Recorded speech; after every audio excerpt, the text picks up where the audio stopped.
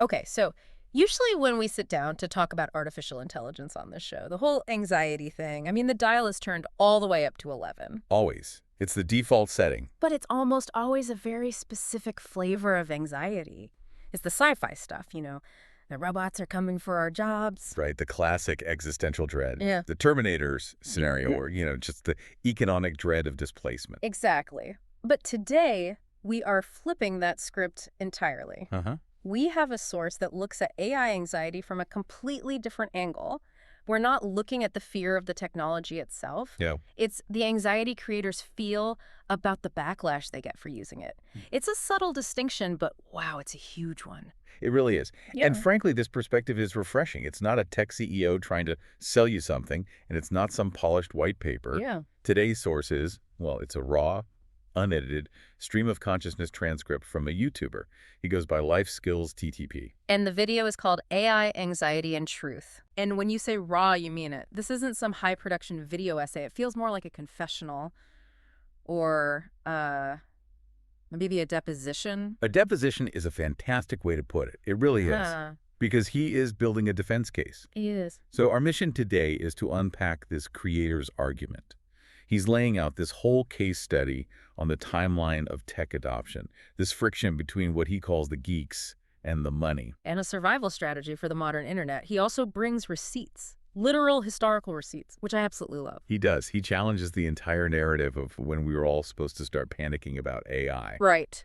So we're going to look at his theory on the crash and burn cycle of new apps, his frontline defense, which involves a 6-year-old documentary. We'll get to that.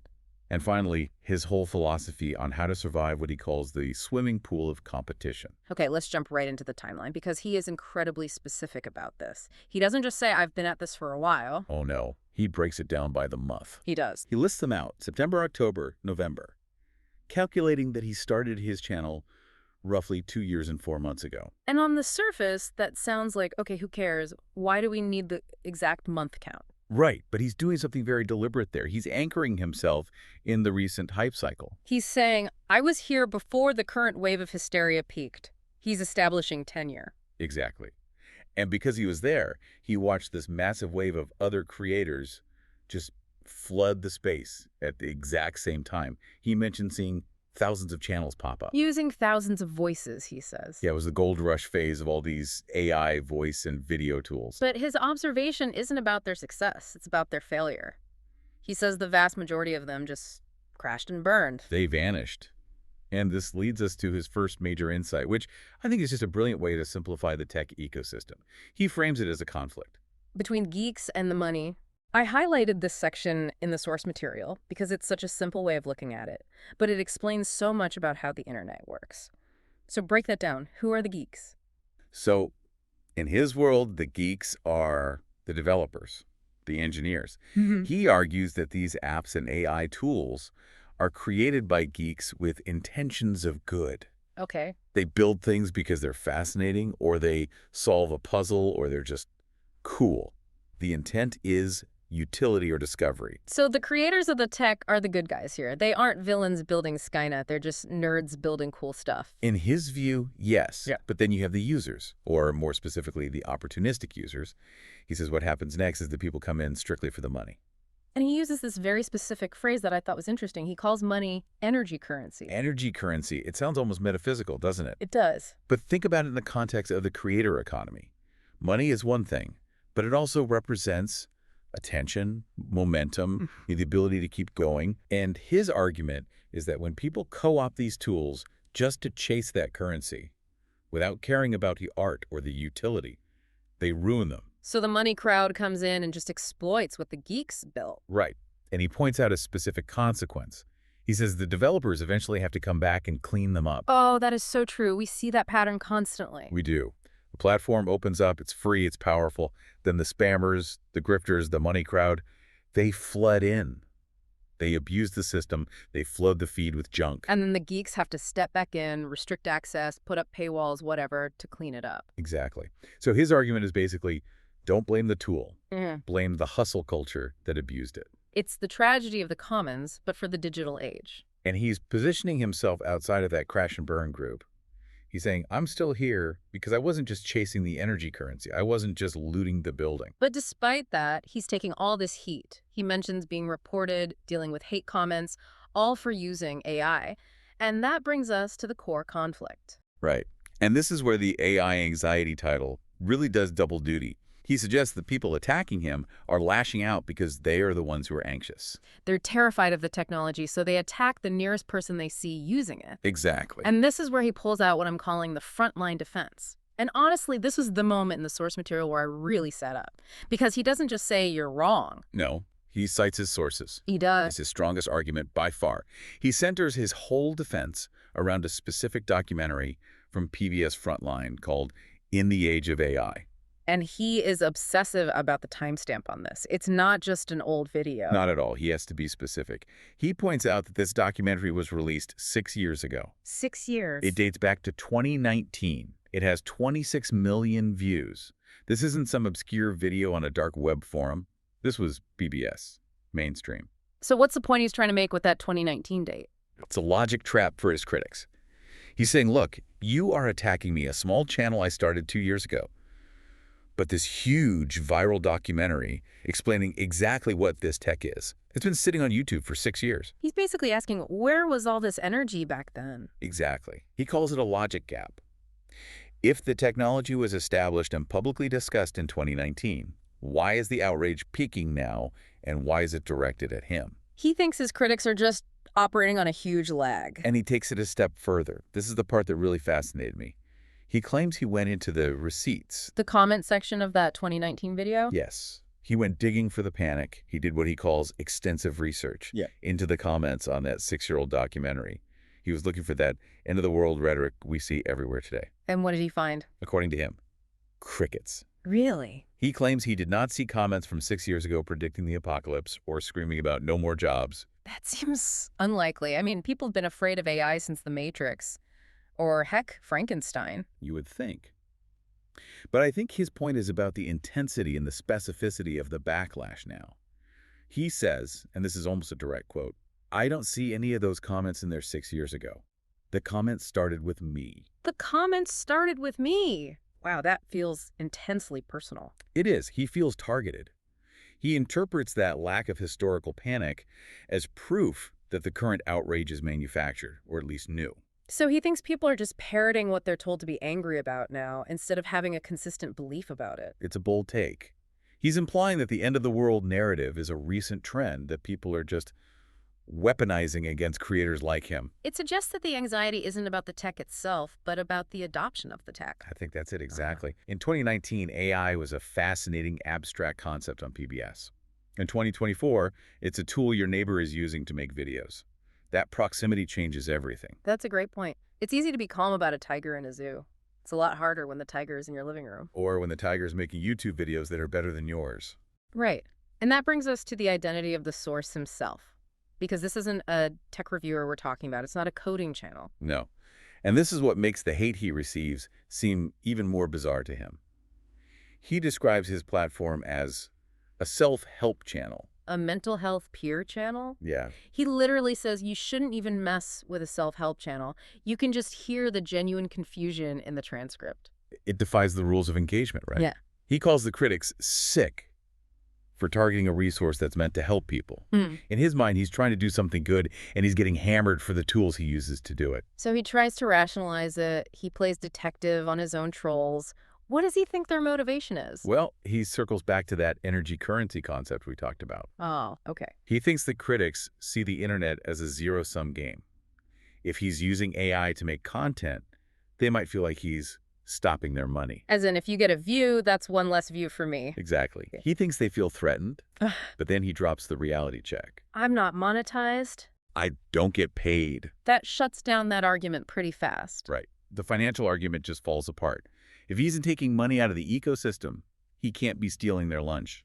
So, having ruled that out, he comes to a much harsher conclusion about them. Oh, yeah. He goes pretty hard on them here. He does? He decides they are just not talented. He says they're recycling and reusing stuff and claiming they did it first. He paints this picture of a creative landscape that's stagnant, and they hate him because he's trying to do something new with new tools. There's a moment right at the start of the transcript that I think adds so much context to this. It's a blink and you miss it line, but he admits something about his own mental state. Yes, the can't sit still moment. Right. He opens the video by saying, if you notice I don't sit still, it's anxiety. And that vulnerability is just crucial to understanding this whole thing. Here's a guy openly admitting to his own struggles, which fits his channel's theme perfectly. Right. He's already fighting this internal battle, and then he has to navigate this incredibly hostile digital environment. It really highlights the emotional toll of being an early adopter. We always think of them as these confident tech bros in Silicon Valley. Yeah. But often, they're just people trying to find a workaround for their own limitations. That's such a key insight. For him, AI isn't some tool to dominate the world. It might just be the thing that makes creation possible for him, despite his anxiety. So given all this pressure, the hate, the anxiety, the whole crash and burn landscape, how does he survive? He doesn't seem like he's quitting. No, he's doubling down. He has this philosophy about how to survive, and it all revolves around the idea of being an artist. He says, I told you I'm an artist. I fuse things together. Fusing, that seems to be his key word. It is. He's talking about synthesis, fusing the human element, his experiences, his perspective with technology. He doesn't see it as AI replacing the human. He sees it as a cyborg model, human plus machine. And he uses this really vivid metaphor to explain why you have to do this. The swimming pool of competition. This is probably the most valuable strategic advice in the whole transcript, regardless of what you think about AI. I agree. He says, imagine a swimming pool. If you do just one specific standard thing like I write blog posts or I make gaming videos, you get thrown into a pool with everyone else doing that exact same thing. And it's incredibly crowded. It's a mosh pit. He says it just leads to a fight, it jacks your energy up, it drains you because you're constantly battling for attention against identical competitors. Fighting for scraps of that energy currency. Right, so the solution is get out of the pool. Or build your own. Exactly, build your own pool. By fusing elements, by taking his unique human perspective and combining it with AI tools in a way only he can. He creates something unique. A hybrid. A hybrid. Yeah. And if you're doing something that requires a unique combination of skills and tools, you just have fewer competitors. It's basically the blue ocean strategy for YouTubers. Don't fight where the water is bloody with competition. Go where you're the only one. Precisely. Yeah. And for him, AI is the lever that lets him reach that blue ocean. It helps him create that unique fusion and stay out of the fight. He seems really frustrated that other people don't see this. He accuses his critics of being passive. He says they're letting them feed you stuff. Which connects right back to the Frontline documentary. It does. He's frustrated by what he sees as a lack of curiosity. He says we're in the age of information, the age of technology. The data is there. That documentary was just sitting there for 6 years. But people didn't go look for it. They waited until it showed up in their feed as an outrage topic. Right. He says instead of being proactive and doing their own research, the critics just let algorithms or outrage merchants feed them opinions. They're reactive. That is a heavy accusation. He's basically telling his audience, stop being spoon-fed.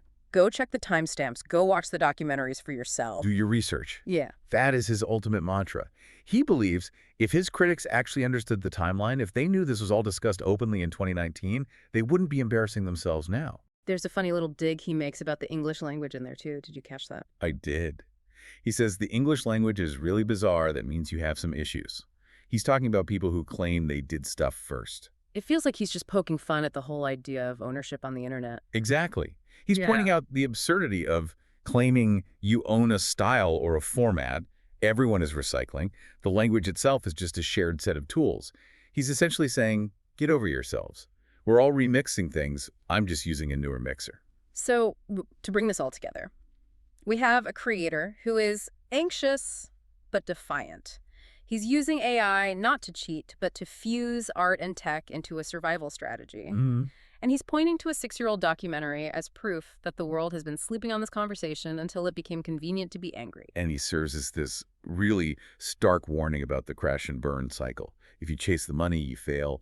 If you ignore the history, you look foolish. The only way forward, in his view, is to be an artist who understands the tools but maintains that human element. It really forces us to rethink these pile-ons we see in comment section. It does. It forces us to ask, is the outrage actually about the ethics of AI?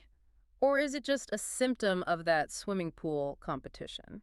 Are people attacking him because they care about the future of humanity, or because they're stressed, they're feeling resourceless, and they're lashing out at someone who looks like they found a lifeboat? That's the energy currency idea coming full circle. If you're low on energy, you try to steal it from someone else. Exactly. And his advice is, don't do that. Don't engage in the theft. Go watch the documentary. Learn the history.